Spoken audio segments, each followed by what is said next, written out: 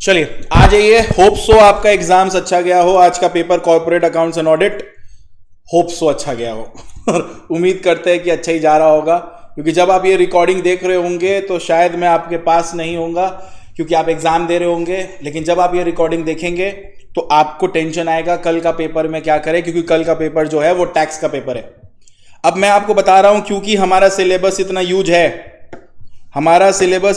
है, तो आपके दिमाग में रहेगा कि क्या पढ़े और कैसे पढ़े और क्यों नहीं पढ़े और क्या नहीं पढ़े। तो इस पूरे सिचुएशंस को कवर करने के लिए मैं आपके लिए कुछ नोट्स लाया हूं। छोटा सा नोट्स है जो आपको हेल्प करेगा चीजों को क्लैरिफाई करने के लिए, और मैं आपको स्ट्रैटेजी बता देता हूं कि आपको पढ़ना कैसे।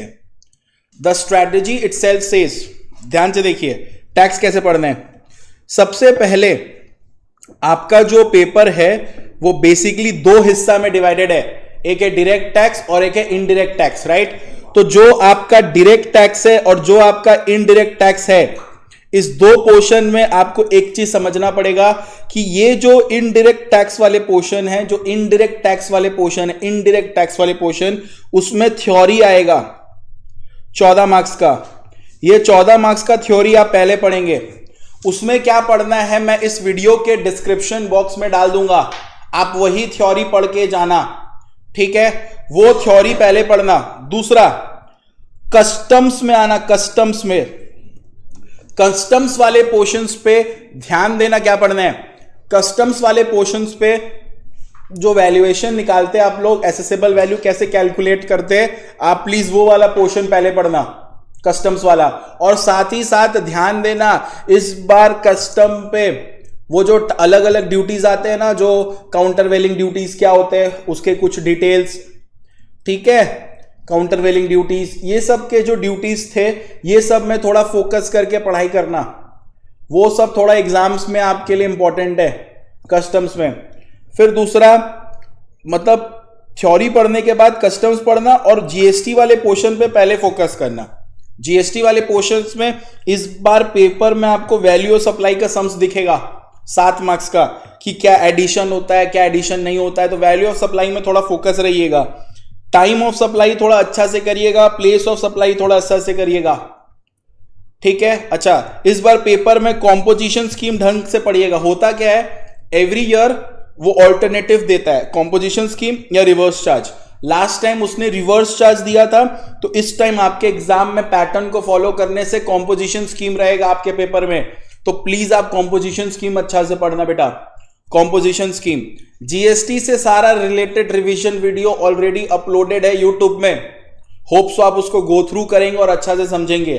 तो जीएसटी के सारे पोर्शंस करने के बाद आप आ जाना अपने डायरेक्ट टैक्स में।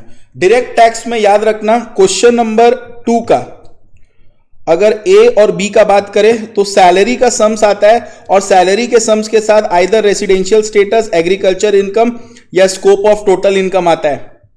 तो रेसिडेंशियल स्टेटस, एग्रीकल्चर या स्कोप ऑफ टोटल इनकम, ये तीनों वीडियो का लिंक मैं डाल दूंगा इस डिस्क्रिप्शन बॉक्स में, प्लीज फॉलो कर लेना जिसको पढ़ना है। ओके, अब ध्यान से समझिएगा भैया, बहुत जन मेरे से पूछ रहे एमसीक्यूज कहां से पढ़े। एमसीक्यूज देखिए, एक एमसीक्यूज के लिए ना मैं आपको बता रहा हूं कुछ चीज, ये नोट्स में आपको ध्यान रखना इस बार एग्जाम्स के लिए, ताकि आपका हेल्प हो। जैसे कि हम लोग टैक्स कैसे निकालते हैं, आज के समय पे जो हम टैक्स निकाल रहे हैं वो 2 स्कीम में बटा हुआ है, ठीक है। एक है ओल्ड स्कीम और एक है new scheme.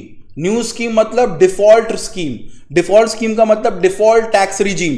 Default tax regime का मतलब क्या है, 115BAC। तो आप अगर ओल्ड स्कीम में रहते हैं तो ओल्ड स्कीम, नहीं तो आप रहते हैं 115BAC में। तो अगर आप 115BAC में फॉल करते हैं तो उस 115BAC को हम लोग न्यू रिजीम में बोलते हैं कि yes such person has opted for new regime. Examiner थोड़ा सा डैश है, वो आपको घुमा फिरा के कंफ्यूज कर सकता है। अगर एग्जाम में लिखा है ऑप्टेड अंडर 115BAC सबसेक्शन 6 ऐसे, तो इसका मतलब है डज नॉट ऑप्टेड।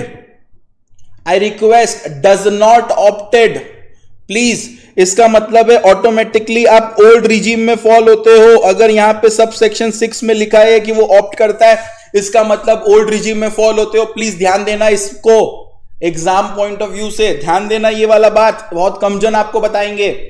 एग्जाम में अगर लिखा रहा है ऑप्टेड अंडर 115 BAC सबसेक्शन 6, इसका मतलब बाहर ऑप्ट कर रहा है वो, ये इस पे आप ध्यान दीजिएगा। और ऐसे लिखा है ऑप्टेड 115 BAC, तो समझ जाइएगा कि 115 BAC में ऑप्ट कर रहे हैं। अब टैक्स निकालने के लिए ओल्ड स्कीम में दो तरह होता है, एक होता है स्लैब रेट, एक होता है special tax rate. Special tax rate बच्चा लोग एग्जाम पर्सपेक्टिव से इंपॉर्टेंट है, थोड़ा ध्यान दीजिएगा, इस बार अमेंडमेंट्स है इसमें। तो स्लैब रेट होता है और स्पेशल टैक्स रेट होता है। स्पेशल टैक्स रेट जो है वो इस बार बहुत अमेंडमेंट हुआ है, तो एग्जाम के लिए इंपॉर्टेंट है बेटा, बहुत इंपॉर्टेंट है एग्जाम के लिए, ध्यान से।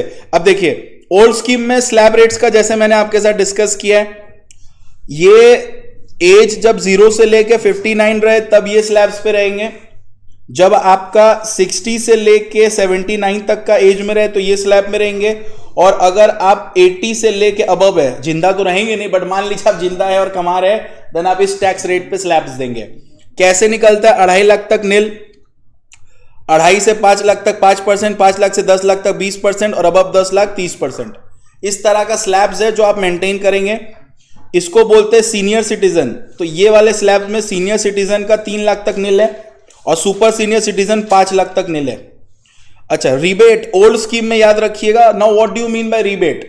रिबेट का मतलब होता है जब हम लोग टैक्स को और टैक्स के रेट्स को कम करते हैं, मतलब आप जब एक certain portion of income earn करते हो जिसपे आपको बेनिफिट दिया जाता है रिबेट का, तो रिबेट ओल्ड स्कीम में तब मिलता है जब आपका इनकम एक्सीड ना करे 5 लाख से, और मैक्सिमम रिबेट 12,500 का मिलता है।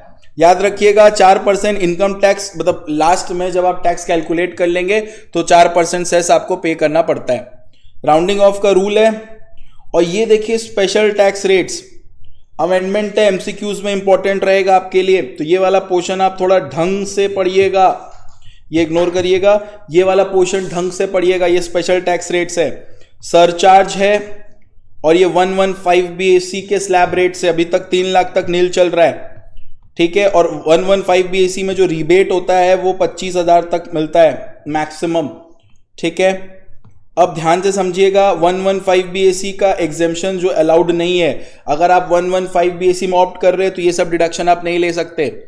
सैलरी में लीव ट्रैवल कंसेशन का डिडक्शन आप नहीं ले सकते, हाउस रेंट अलाउंसेस का नहीं ले सकते, इंटरटेनमेंट अलाउंसेस, प्रोफेशनल टैक्स का नहीं ले सकते, free food beverage through voucher का आप नहीं ले सकते, sum of the allowances mentioned in section 10(4), यानी कि वही चिल्ड्रन एजुकेशन अलाउंसेस, ये सब अलाउंसेस आप डिडक्शन नहीं ले सकते। हाउस प्रॉपर्टी, PGBP, ये चैप्टर को मैंने अलग करके रखा है। ये पूरा जो पोर्शन आपको मैंने यहाँ पे कवर करके दिया है, ये बहुत ही बेहतरीन नोट्स है। टीम का बहुत मेहनत रहता है तब आप पढ़ पाते हैं, मैं तो आके पढ़ा देता, और लेकिन ये पूरा वर्क उनका क्रेडिट रहता है, तब आपके लिए बेटर रहता है। अब ये पोर्शन, अब देखिए स्ट्रैटेजी को सिंपलाइज करते हैं तो कंक्लूजन में हम लोग ये समझते हैं कि थ्योरी का डिस्क्रिप्शन बॉक्स में डाल दिया जाएगा, आप वो पढ़ेंगे, फिर कस्टम्स आप पढ़ेंगे, फिर मतलब पहला पोर्शन आप जीएसटी कवर करेंगे, ठीक है। अब डायरेक्ट टैक्स में सैलरी वाले पोर्शंस में पढ़ेंगे आप पीजीबीपी पढ़ेंगे। अब पीजीबीपी में थोड़ा डेप्रिसिएशन वाला कैलकुलेशन पढ़िएगा, पीएल आएगा, पीएल पूरा प्रॉपर पीएल आएगा, तो उसमें सेक्शन 36 वाला पोर्शन मन से पढ़िएगा, 40 वाला पोर्शन मन से पढ़िएगा, टीडीएस कब कटेगा कब नहीं कटेगा वो वाला पोर्शन मन से पढ़िएगा। कैपिटल गेन एमसीक्यू में भरे हुए मिलेंगे आपको, मैं बता रहा हूं आपको एमसीक्यू में मिलेंगे। टैक्स रेट्स में जो चेंजेस आया है आफ्टर 23 जुलाई वाले कंसेप्ट पे, प्लीज आप उस पर फोकस करिएगा, आपका एग्जाम्स अच्छा जाएगा, ठीक है। समझ रहे हैं ना? देखिए टैक्स एक ऐसा पेपर है ना जिसमें सिलेक्टिव पढ़ाई नहीं होता, आपको प्रॉपर पढ़ना पड़ेगा। तो कुछ टिप्स जो मैं आपको दिया हूँ, श्योर शॉर्ट टिप्स जो मैं आपको दे रहा हूँ, आप प्लीज वो श्योर शॉर्ट टिप्स मेंटेन करिएगा और पढ़िएगा। थ्योरी में डिस्क्रिप्शन में डाल दे रहा हूँ, 14 मार्क्स का वहीं से आएगा। याद रखिएगा कॉम्पोजिशन स्कीम छोड़ के नहीं जाना है, 7 मार्क्स का आएगा। आईटीसी पे ब्लॉक क्रेडिट पे सवाल आता ही है, और थ्योरी वाला पहले पढ़ के जाइएगा, वो भी आएगा। और कैपिटल गेन छोड़ के मत जाइएगा, रिपीट कर रहा हूँ, कैपिटल गेन छोड़ के मत जाइएगा। डिडक्शन में ज़्यादा पूरा पगला लोग की तरह डिडक्शन का चैप्टर मत पढ़िएगा, 80C, 80D, 80G, ठीक है। मेडिकल बेनिफिट्स ये सब जो रहता है वो सब में थोड़ा फोकस करके हल्का फुल्का पढ़ के रखिएगा, ठीक है, सेट ऑफ क्लबिंग का वीडियोस वगैरह जो है आप अच्छा से देखिएगा। मैं आपको एक मैं हूं ना सीरीज अटैच कर दे रहा हूं, उसमें अमेंडमेंट नहीं है, आप प्लीज़ उसको भी गो थ्रू करिएगा इस डिस्क्रिप्शन बॉक्स में। आपके लिए मैं बस यही विश कर सकता हूं कि आपका एग्ज़ाम बहुत अच्छा जाए। Wish you a good luck, keep learning.